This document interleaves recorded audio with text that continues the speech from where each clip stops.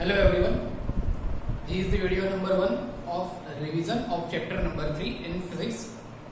So according to your doubt, first we will see dimensions, and to see dimension first you should know the formula of the current. Actually this chapter is also based on the current. So first we will see formula of the current, that is the I is equals to Q by T is equals to delta Q by delta T is equals to dq by dt. Okay, now first of all we will just recall that in 11th standard we have studied that in 7 fundamental SI unit, that was ampere current. Okay, so this current is SI unit and its unit is ampere, and we are denoting it with capital A. So dimension of current, the dimensional formula of current is A1. We will take the dimensional formula of current will be A1. Now based on this dimensional formula we can derive all the dimensional formula of the chapter number 1, 2 and 3. So first we will derive the dimensional formula of charge. Okay, now charge Q is equals to, from this formula, that is IT. So its dimensional formula will be T1 A1. Okay, for time T, for current ampere A. So dimensional formula of charge is T1 A1. Now based on this dimensional formula of charge, we will derive the dimensional formula of electric field. Okay. Now what is the unit of electric field? That is the Newton per Coulomb. Now what is the dimensional formula of Newton? That is the M1L1 T minus 2, and Coulomb, that is the T1 and A1. So you can say that dimensional formula of electric field is M1L1 T minus 3 and A. Okay, same as suppose we want to find out the dimensional formula of potential, or that is the voltage. So what is the unit of potential or voltage? That is the joule per coulomb, actually volt. But what is volt? Volt is joule per coulomb. So its dimensional formula is, what is the dimensional formula of joule? That is the M1 L2 T minus 2, okay, kg meter square per second square. Coulomb, what is the dimensional formula of coulomb? That is again T1 A1. So dimensional formula of voltage or potential is M1 L2 T minus 3 and A minus 1. Okay, so this is the dimensional formula of electric field, this is the dimensional formula of potential. Now we will see dimensional formula of Coulomb's constant, that is the important. Okay, it is asked in 2 or 3 times, whether you are asked Coulomb's constant or permittivity. So Coulomb's constant, force F is equals to, we can say that F is equals to K Q1 Q2 by R square. Okay, so K is actually, so K is, we can say that F R square upon Q1 Q2. So what will be the unit of K? Unit of K is Newton meter square per Coulomb square. Okay, this is the unit of Coulomb's constant K that we have also studied in chapter number 1. Now put the dimensional formula. What is the dimensional formula of Newton? Again, that is the M1L1 T minus 2 into dimensional formula of meter square, that is L2. Then dimensional formula of Coulomb square, that is the T1 A1 square. So we can say that T2 A2. So dimensional formula of Coulomb's constant is M1 L1 and 2. So L3T. Here T raised to minus 2. So total T raised to minus 4 and A raised to minus 2. Okay, this is the dimensional formula of Coulomb's constant important. If you are asked that give the dimensional formula of permittivity, then how can you find it? You will take reciprocal of Coulomb constant. Okay, because K is equals to 1 upon 4 by epsilon 0. So by that you can also find out the dimensional formula of permittivity. Okay, so I hope you can find out the dimensional formula of permittivity. Now we will see dimensional formula of resistance. That is the also important. So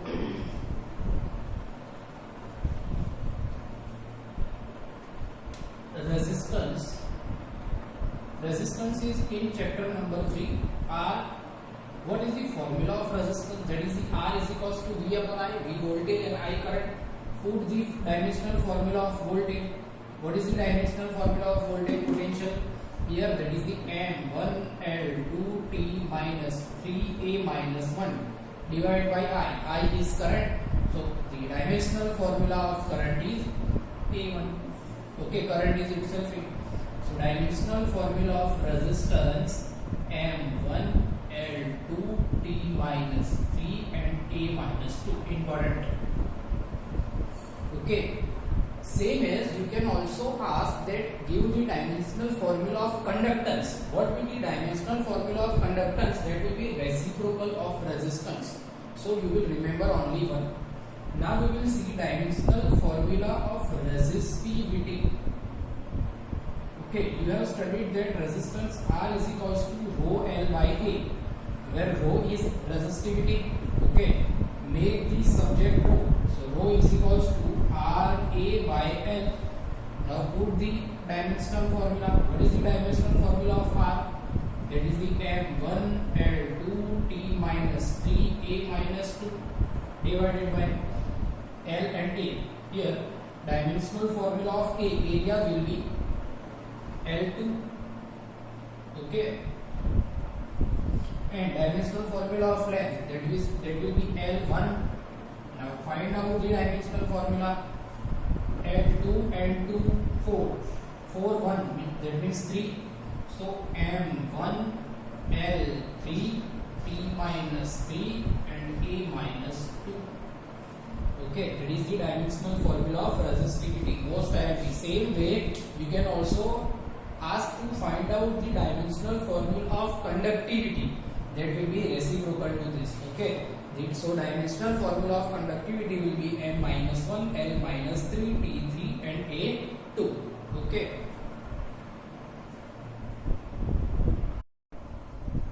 So this is how you can find out the dimensional formula of the quantities. Now I am giving you some quantities and you will find out the dimensional formula of that quantities. So first one, that capacitance. For capacitance, C is equals to Q by V. So put the dimensional formula of charge and also dimensional formula of potential. So you will find out the dimensional formula of capacitance. Then you can also find out the dimensional formula of mobility in chapter number 3. Then conductivity. Okay. Then permittivity, chapter number 1. Then you can find out for electric flux, same as surface charge density.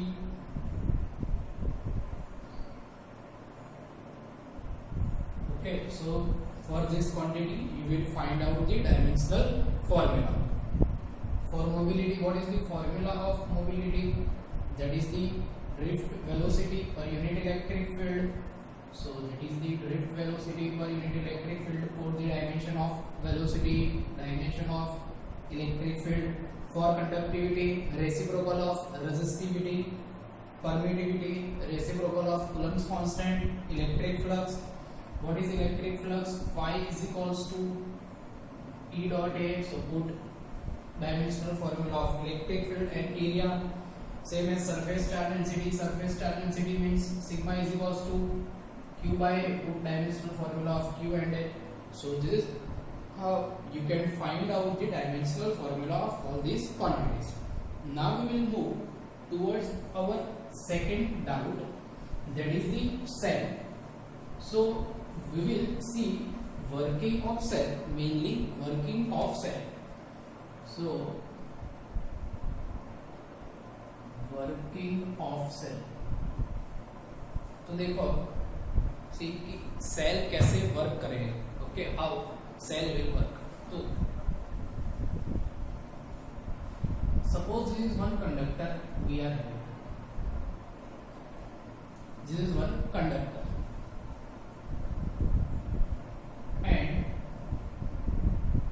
and we are connecting battery to it, okay, this is conductor and we are connecting battery to this conductor. Suppose this battery has potential V, battery has potential V, so that we can say that, okay, and in battery there are two ends, one big end, short end, big end will be positive, this will be negative, okay, so from big end current is always traveling, so from big end suppose current I is passing. Now if this conductor is connecting with this battery, then we can say that this conductor's this end will be have potential V, okay, and this end will have potential 0. This is the meaning of battery, so battery is providing potential difference, battery is providing potential difference. So if battery is of potential V, then across the conductor there will be potential difference V, on this end there will be potential V, and on this end there will be potential 0, and current will flow. Now what will happen? Now in this conductor there will so many charges. So suppose we are taking, there is one positron here and there is one positron also here. Now in this condition, at this point, what will be the energy of this positron? That is the EV, okay, you remember the formula of energy, that is the QV. So here Q is E and V is V, and here the energy is 0. See, due to battery, at this end this positron has energy EV and this positron has energy 0, okay.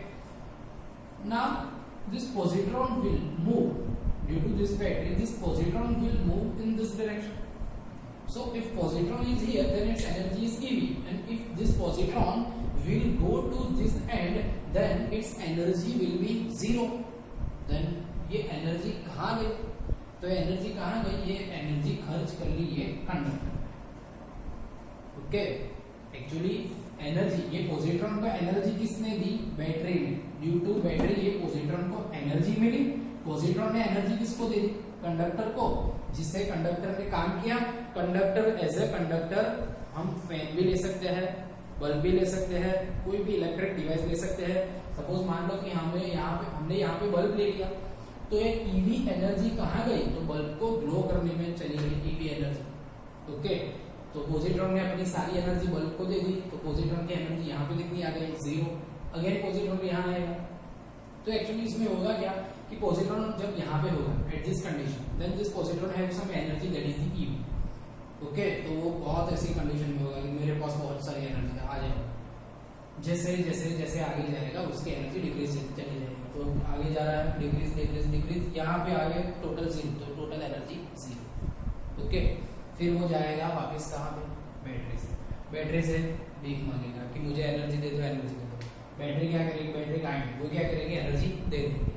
तो फिर से battery ने positron को energy they the potential V के across से। तो फिर से पोजिट्रॉन के पास कितनी एनर्जी आ रही है? फिर से आ जाएगा कि चलो मेरे पास एनर्जी आ गई।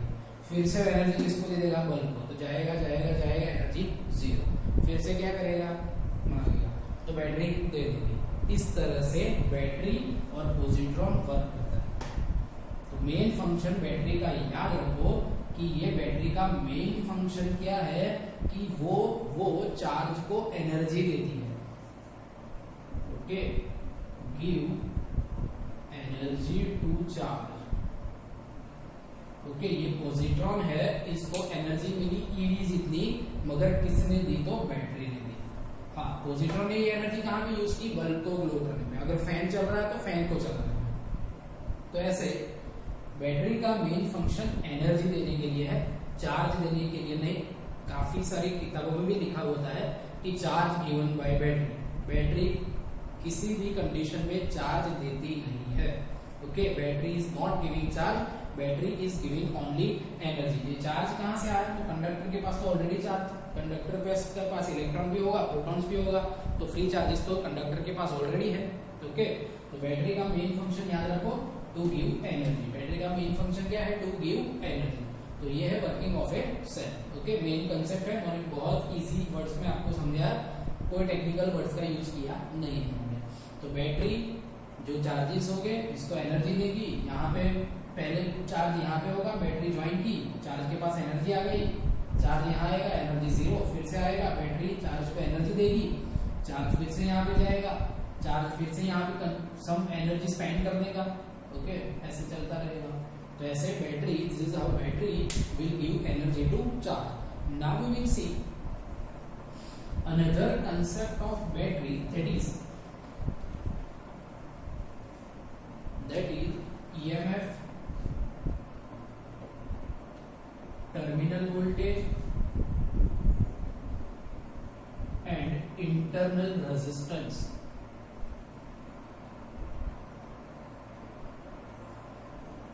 Okay, now we will see EMF, terminal voltage and internal resistance. तो अगेन ये एक कंडक्टर है जो हमने ज्वाइन कर लिया, ये बैटरी है,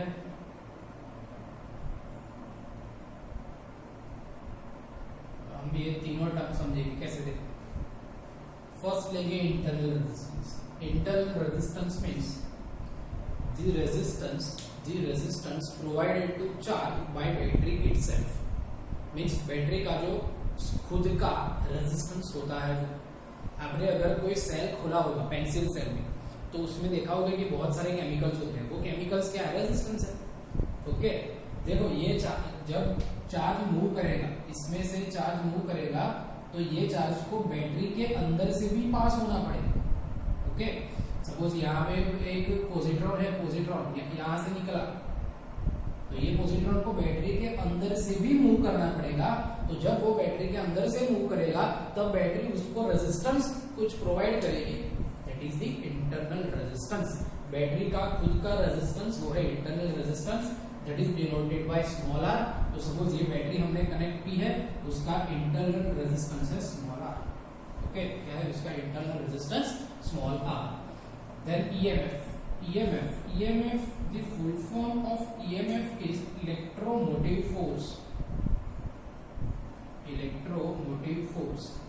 But this is not force. This is not one type of force. It is actually potential. Okay, the full form is electromotive force, but it is not force. It is potential. Now, what is EMF? EMF is the rating of battery. EMF is the rating of battery. Okay, तो जो battery के ऊपर जो उसका rating लिखा हुआ होता है वो है EMF एप्सिलॉन। ओके, तो सपोज ये बैटरी का EMF एप्सिलॉन है और रेजिस्टेंस R है। नाउ टर्मिनल वोल्टेज, हम एक एग्जांपल देंगे, उससे समझेंगे, तब आपको पता चलेगा कि टर्मिनल वोल्टेज क्या है, EMF क्या है, उसके बीच का डिफरेंस क्या है। तो सपोज ये पॉजिट्रॉन यहाँ पे है, ओके, बैटरी ज्वाइन कर दी। अब आपको पता है कि पॉजिट्रॉन आगे जाएगा, उसकी एनर्जी यूज करेगा, पॉजिट्रॉन यहाँ आ गया, यहाँ आ गया, यहाँ आ गया। ओके, जब यहाँ आ जाएगा तो पॉजिट्रॉन, ओके, यहाँ पे पॉजिट्रॉन की एनर्जी कितनी होगी? जीरो। तो ये जीरो एनर्जी लेके पॉजिट्रॉन यहाँ आ जाएगा। पॉजिट्रॉन क्या करेगा? बैटरी से भीख मांगेगा आगे कि भाई मुझे कुछ एनर्जी दे दो। तो बैटरी ये पॉजिट्रॉन को एनर्जी देगी, बट ये एनर्जी कितनी देगी? EMF के लिए। कितनी एनर्जी देगी? EMF के लिए। तो जब चार्ज यहाँ आ जाएगा, तो वो चार्ज को जो बैटरी एनर्जी देती है वो देगी EMF के जरिए। कितनी देगी? EMF के जरिए। ओके, सपोज मान लो कि ये EMF हमने लिया है 40 वोल्ट। EMF कितना लिया है? 40 वोल्ट। और ये पॉजिट्रॉन को हम ले लेते हैं 1 कूलम चार्ज। पॉजिट्रॉन को कितना ले लेते हैं? 1 coulomb. Actually positron 1 coulomb charge होगा नहीं, लेकिन एग्जाम्पल। तो ये 1 कूलम चार्ज, पॉजिट्रॉन निकाल दो, 1 कूलम चार्ज दे दो। तो 1 कूलम चार्ज यहाँ से मूव होते होते यहाँ आ गया, 1 कूलम चार्ज यहाँ आ गया, बैटरी से भीख मांग रहा है कि मुझे कुछ एनर्जी दे दो। तो बैटरी कितनी एनर्जी देगी? 40 वोल्ट। अब एनर्जी की फॉर्मूला क्या है? Q तो 1V 40, तो कितनी एनर्जी देगी? 40। ओके, अगेन बैटरी ये 1 कूलम चार्ज को कितनी एनर्जी देगी, तो 40 जूल जितनी एनर्जी दे देगी। तो ये चार्ज अब 40 जूल एनर्जी लेके आगे जाएगा, लेकिन बैटरी में उसे कुछ इंटरनल रेजिस्टेंस का सामना करना पड़ेगा, और ये इंटरनल रेजिस्टेंस के सामने वो अपनी कुछ एनर्जी लूज कर देगा।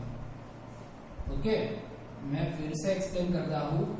ये 1 कूलम चार्ज की एनर्जी यहाँ पे कितनी थी, 0 आ गया है। यहाँ पे कितनी एनर्जी बैटरी यहाँ पे एनर्जी देगा, ये 1 कूलम चार्ज को कितनी देगा, 40 जूल एनर्जी तो देगा यहाँ पे। लेकिन ये चार्ज क्या करेगा कि बैटरी के अंदर से उसे मूव करना पड़ेगा, एंड ये मूवमेंट के ड्यूरेशन में, ये मूवमेंट के दौरान ये चार्ज बैटरी के इंटरनल रेजिस्टेंस के सामने कुछ अपनी एनर्जी लूज करेगा। ओके, तो बैटरी का जो इंटरनल रेजिस्टेंस है उसके सामने ये कुछ लूज कर देगा एनर्जी।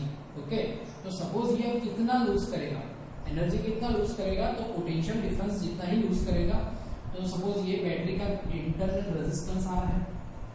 ओके, बैटरी का इंटरनल रेजिस्टेंस आर है, तो ये बैटरी का इंटरनल रेजिस्टेंस के सामने सपोज उसने कुछ लूज कर दिया। हम मान लेते हैं कि सपोज 5 जूल लूज कर दिया। कितना लूज कर दिया, 5 जूल। तो जब ये 1 कूलम चार्ज बाहर निकलेगा तो उसके पास कितनी एनर्जी होगी, 35 जूल। यहाँ पे उसे मिली कितनी, 40 जूल। इंटरनल रेजिस्टेंस भी कितनी यूज की, 5 जूल। बाहर निकला तो कितनी बची, 35 जूल। अगेन एक्सप्लेन करता हूँ कि जो 1 कूलम चार्ज यहाँ पे आ गया, ओके, तो बैटरी ने जो चार्ज को एनर्जी दी वो कितनी है, टोटल 40 जूल। लेकिन बैटरी के इंटरनल रेजिस्टेंस के सामने चार्ज ने कितना लूज कर दिया, 5 जूल। तो उसके पास कितना बचा, 35 जूल। ना ये 35 जूल लेके वो कहाँ पे जाएगा, कंडक्टर के पास। कंडक्टर को कितना एनर्जी देगा, 35 जूल। ये कंडक्टर 35 जूल यूज करेगा। फिर से ये चार्ज के पास कितना एनर्जी रहेगा, 0। ये प्रोसेस चालू ही रहेगी। ओके, ये प्रोसेस तो चालू ही रहेगी, लेकिन पता चलाना क्या हो रहा है।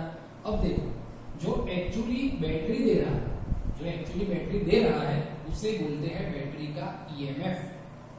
उसे क्या बोलते हैं, बैटरी का ईएमएफ। देखो, इंटरनल रेजिस्टेंस को छोड़ दो अगर, तो बैटरी ने तो एक्चुअली कितना दिया, 40 जूल दिया ना। ओके, लेकिन चार्ज के पास कितना बच गया, 35 जूल। तो ये 35 जूल बच गया, उसे बोलते हैं terminal voltage V। Okay, EMF को डिनोट करेंगे एप्सिलॉन से, टर्मिनल वोल्टेज को डिनोट करेंगे V से। एक्चुअली बैटरी जितना दे रही है वो ईएमएफ है, लेकिन चार्ज जितना यूज कर सकता है वो क्या है, टर्मिनल वोल्टेज। अब इसको दूसरी सर्किट में हम समझते हैं। तो देखो, ये कंडक्टर को हम एज अ रेजिस्टेंस बता देते हैं, क्योंकि हर एक कंडक्टर का कुछ ना कुछ तो रेजिस्टेंस होगा ही। ओके, ये बैटरी का इंटरनल रेजिस्टेंस, ये खुद बैटरी, ये है कंडक्टर का रेजिस्टेंस कैपिटल आर, ये बैटरी का खुद का रेजिस्टेंस है, वो है स्मॉल आर। ओके, ये बैटरी है, बैटरी का positive terminal, negative terminal, battery को कनेक्ट करेंगे तो करंट आई फ्लो होगा, करंट आई फ्लो होगा। अगर करंट आई फ्लो हो रहा है तो ये रेजिस्टेंस के ये जो दो एंड है, ये दो एंड के बीच कितना पोटेंशियल डिफरेंस होगा, वो होगा I R, according to Ohm's law. Okay, V is equals to I R. ये जो छोटा वाला रेजिस्टेंस है, बैटरी का रेजिस्टेंस, उसके अक्रॉस कितना पोटेंशियल होगा, I इंटू स्मॉल आर। देखो, करंट तो सेम ही बह रहा है, लेकिन रेजिस्टेंस अलग अलग है। ओके, तो ये इसके अक्रॉस पोटेंशियल आई आर, इसके अक्रॉस भी पोटेंशियल आई आर, लेकिन ये आर कैपिटल, ये R small. Small R is internal resistance and capital R is external resistance, that is the conductor. ये बैटरी का सपोज ईएमएफ एप्सिलॉन, बैटरी का क्या है, ईएमएफ एप्सिलॉन। अब मान लो कि 1 कूलम चार्ज आया, 1 कूलम चार्ज यहां से आया, यहाँ पे कितनी एनर्जी होगी, 1 कूलम चार्ज के पास 0। यहाँ पे आ गया, यहाँ पे आएगा, तब बैटरी उसे कितना एनर्जी देगी, एप्सिलॉन ईएमएफ जितना। ओके, यहाँ पे बैटरी के पास एनर्जी था 0, यहाँ पे आएगा तो बैटरी ये चार्ज को एनर्जी देगी कितना, एप्सिलॉन जितना। कितना एनर्जी देगी, एप्सिलॉन जितना। तो ये एप्सिलॉन जितना एनर्जी लेके आगे चला जाएगा। तो पहले उसे कौन आया, पहले उसके सामने कौन आया, इंटरनल रेजिस्टेंस। एक्चुअली बैटरी में ही आ जाएगा, लेकिन हमने यहाँ पर डिनोट किया है ये इंटरनल रेजिस्टेंस कुछ सर्किट्स में आपको राइट साइड दिया होगा, कुछ सर्किट में लेफ्ट साइड भी दिया हुआ होगा, तो आप दोनों वैल्यू शो कर सकते हो, कोई प्रॉब्लम नहीं है। लेकिन एक्चुअली इंटरनल रेजिस्टेंस होता कहाँ पे है, ये बैटरी में अंदर, बैटरी के अंदर होता है इंटरनल रेजिस्टेंस। लेकिन आप राइट साइड भी डिनोट कर सकते हो, लेफ्ट साइड भी कर सकते हो। तो चार्ज को मिल गया एनर्जी कितना, ईएमएफ एप्सिलॉन जितना। अब आगे जाएगा चार्ज, तो सबसे पहले कौन मिल गया उसे, इंटरनल रेजिस्टेंस। तो इंटरनल रेजिस्टेंस में उसका कुछ एनर्जी लूज होगा, कितना एनर्जी लूज होगा, आईआर। फिर से ये चार्ज आगे जाएगा, फिर से चार्ज आगे जाएगा, तो कौन आ जाएगा, कंडक्टर। कंडक्टर में भी उसका एनर्जी लूज होगा, कितना एनर्जी लूज होगा, आईआर। ओके, तो हम ऐसा बोल सकते हैं, इससे हम ऐसी फॉर्मूला बना सकते हैं। क्या फॉर्मूला बना सकते हैं, देखो कुछ लिखना हो तो पॉज करके लिख लेना कि बैटरी ने कितना एनर्जी दिया, एप्सिलॉन, उसे ये चार्ज ने कहाँ का यूज किया, तो ये एनर्जी दिया बैटरी ने एप्सिलॉन जितना पहले यूज किया आई आर इंटरनल रेजिस्टेंस में, और फिर डिवाइस में जो कंडक्टर है उसमें यूज किया आई कैपिटल आई आर प्लस। अब ये आई आर क्या है, ये तो पोटेंशियल डिफरेंस है ना, जो एक्चुअली चार्ज ने यूज किया। ओके, ये तो यूजफुल है ही नहीं ना, ये तो लॉस है, एक तरह का लॉस ही है। यही है कि जो बैटरी ने एक्चुअली जो दिया उसमें से कुछ यूज हुआ, तो इसे हम बोलेंगे टर्मिनल वोल्टेज। ओके, तो टर्मिनल वोल्टेज को लिखेंगे V, और V को सब्जेक्ट बनाओ तो क्या आएगा, V is equals to epsilon minus I R. Okay, तो ये एक फॉर्मूला है, फॉर्मूला इंपॉर्टेंट फॉर्मूला, ये इस फॉर्मूला का एग्जांपल भी पूछे जा सकते हैं। ओके, अब मैं आपको एक एग्जांपल देता हूँ, उससे आपको बहुत इजी से समझ आ जाएगा कि इंटरनल रेजिस्टेंस और टर्मिनल वोल्टेज क्या है। ये एग्जांपल में आ जाओ, बैटरी ने एक्चुअली दिया कितना 40 जूल, वो ईएमएफ है, लेकिन चार्ज यूज कितना कर सकता है 35 जूल, तो वो है टर्मिनल वोल्टेज। ओके, नॉर्मली अगर आपको कोई एग्जांपल दिया हो, ओके, कोई एग्जांपल आपको दिया, ये मैं निकाल देता हूँ, कोई एग्जांपल आपको दिया हो और ऐसे सर्किट दी हो,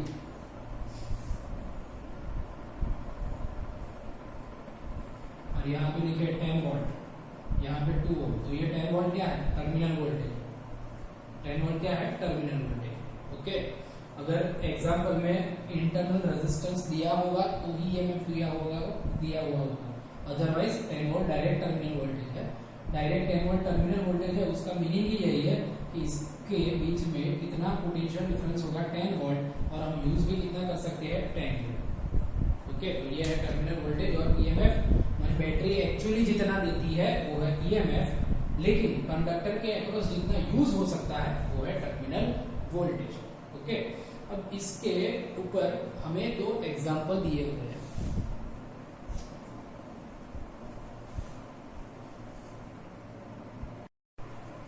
तो अब हम एग्जांपल्स देखेंगे, 2 एग्जांपल बहुत इजी है, तुरंत हो जाएंगे, देख लो। मैंने आपको सिर्फ कॉन्सेप्ट क्लियर कराया है। ओके, जनरली ये थियरी नहीं पूछी जाती, लेकिन इसका कॉन्सेप्ट इंपॉर्टेंट, एग्जांपल एमसीक्यू उसमें से आते हैं। तो एक्सरसाइज का फर्स्ट में आपको दिया है कि there is one battery of car, storage battery of car, उसका ईएमएफ 12 वोल्ट, ईएमएफ एप्सिलॉन है 12 volt. Okay, it's internal resistance is 0.4 ohm, internal resistance is given 0.4 ohm. Then we are asked to find out the maximum current induced by the battery. Okay, so हमें current find करना है। Formula में relation between EMF and terminal voltage क्या है, epsilon is equals to V plus I R. अगर आपको ये मालूम है कि V is equals to epsilon minus I R, तो वो भी लिख सकते हो, कोई प्रॉब्लम नहीं है। Terminal voltage V is equals to क्या आएगा, I इंटू कैपिटल आर आएगा, epsilon minus I R. Okay, I is equals to, we can say that पहले I R plus I R is equals to epsilon, I common, तो I is equals to epsilon upon R plus R। अब maximum current चाहिए, maximum current से लेने के लिए capital R कितना होगा 0। ओके, मैक्सिमम करंट तो भी मिलेगा। तो for I max resistance charge should be 0. So I is equals to the value of epsilon, that is the 12 divided by current R 0.4. You will find out your answer in ampere. Okay, ये first example. Now second, MCQ में पूछा जा सकता है, याद रखना maximum current के लिए एक्सटर्नल रेजिस्टेंस कितना होना चाहिए 0। नाउ सेकंड वन, सेकंड में दिया हुआ है कि बैटरी का EMF है 10 वोल्ट, बैटरी का EMF 10 वोल्ट। ओके, और इंटरनल रेजिस्टेंस 3 ओम, इंटरनल रेजिस्टेंस 3 ओम है। Okay, and the current following is 0.5 ampere, current flowing 0.5 ampere, and we are asked to find out the external resistance and also terminal voltage। external resistance and terminal voltage दोनों find करना है। Simple again relation use करो। कौन सा relation? तो V is equals to epsilon minus Im। पहले V find करो, epsilon 10 minus I 0.5 into R3। You can find out the answer of terminal voltage। Okay, I find करना है। Terminal voltage की formula क्या होगी? I into capital R। External resistance में जो भी एनर्जी यूज होगी, जो भी पोटेंशियल डिफरेंस होगा वही होगा टर्मिनल वोल्टेज V। तो I फाइंड करना है, सॉरी R फाइंड करना है, तो R के लिए क्या होगा V अपॉन I। V का जो आंसर यहाँ पे आया है, तो I का आंसर क्या है 0.5। You will get your answer in ohm। Okay, so this is how you can calculate both example 1 and example 2।